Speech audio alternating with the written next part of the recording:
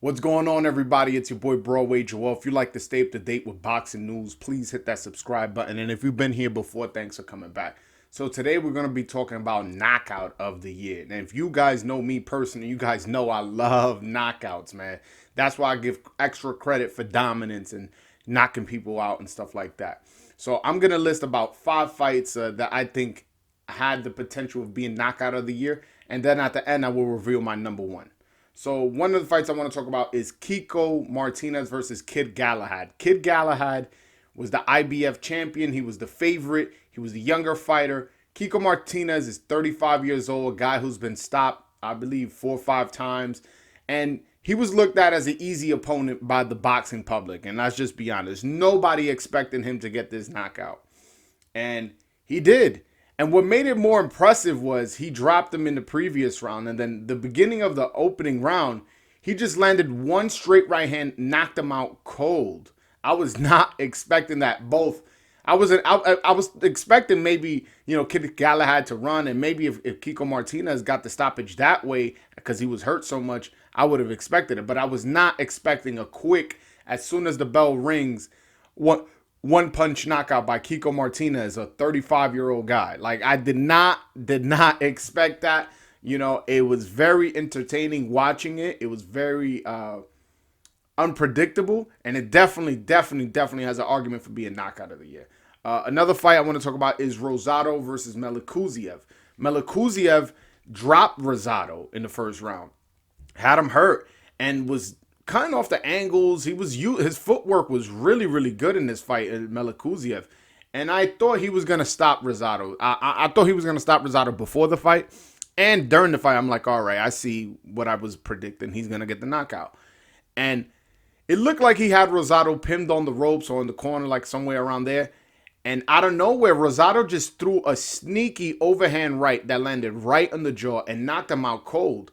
And not only is this an upset, it was also just like unexpected in terms of how the fight was playing out. We were like, whoa, like I was not expecting that at all. It's like you did not see that come. Nobody can tell me they saw that punch coming. Nobody. And it had the level of upset, meaning which creates super excitement. It had the level of surprise because you didn't see it leading up to it.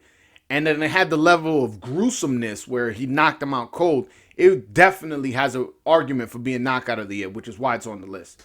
Another one, and I know people are going to hate me for this, is Jake Paul versus Tyrone Woodley. Tyrone Woodley, a lot of people want to talk shit about him. Oh, he's not a real boxer. But hey, listen, he was an elite athlete in his sport, which was a combat sport in MMA. Jake Paul is a YouTuber who picked up boxing later in his career, whether it be 4 or 5 years ago.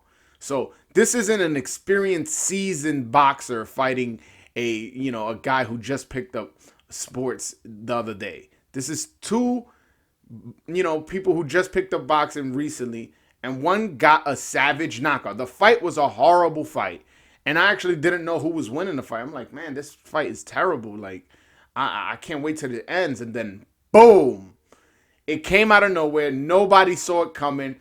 At no point did Jake Paul land any significant punch that let me know he can do this to Tyrone Woodley. This was also in front of a packed crowd. It also was on pay-per-view. It was very entertaining to watch as far as the knockout itself. The guy landed face first. It was a savage overhand right. And as much as people want to hate on Jake Paul, when you're scoring knockouts and dominating people like that, you have to give credit. Another one is, which this is a lot of people's knockout of the year. It's not my personal knockout of the year, and I'll explain why. And that's Tyson Fury versus Deontay Wilder. It was a great knockout, don't get me wrong, which is why it's on the list.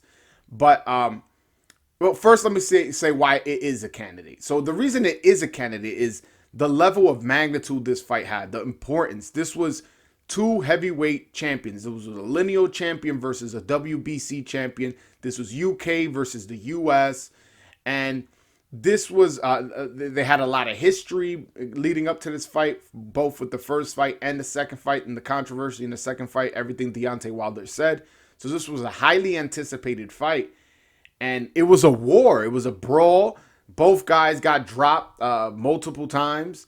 But then when it came to 11th, I felt like Wilder was already beaten down. He was already broken down. So when Fury knocked him out, it was, I mean, yes, Deontay Wilder did fall on the ground limp, but I think that was more out of exhaustion as opposed to like, wow, Tyson Fury really just knocked this dude out cold. I don't think it was that. I think it was more like he just kind of just flopped on the ground, kind of like so exhausted, so hurt as well, because he was being pounded on up until the 11th round.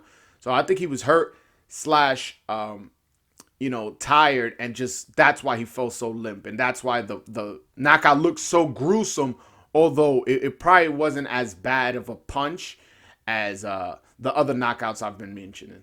And now I'm gonna mention my number one. This is the winner of the knockout of the year for Broadway Joel, and that's Miguel Berchelt versus Oscar Valdez. Now, before the fight, I had Berchelt winning. I had Berchelt winning by knockout.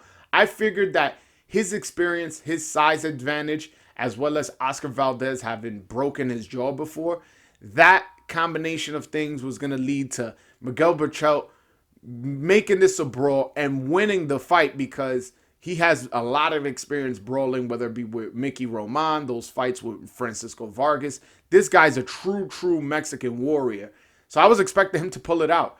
And to my surprise, Oscar Valdez boxed a beautiful fight, man. Eddie Reynoso is no joke when it comes to working on people's footwork, working on people learning, expanding their boxing IQ. And I've never seen Oscar Valdez fight like that necessarily, where he moved around and did a lot of good things. And although he was moving, it wasn't a boring fight whatsoever.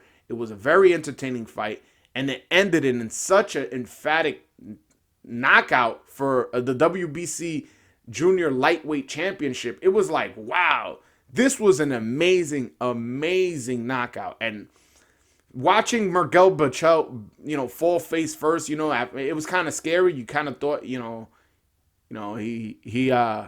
reached the end of his life. I'm not being even funny. I had a caller call in saying he started crying once he saw Berchelt wasn't moving.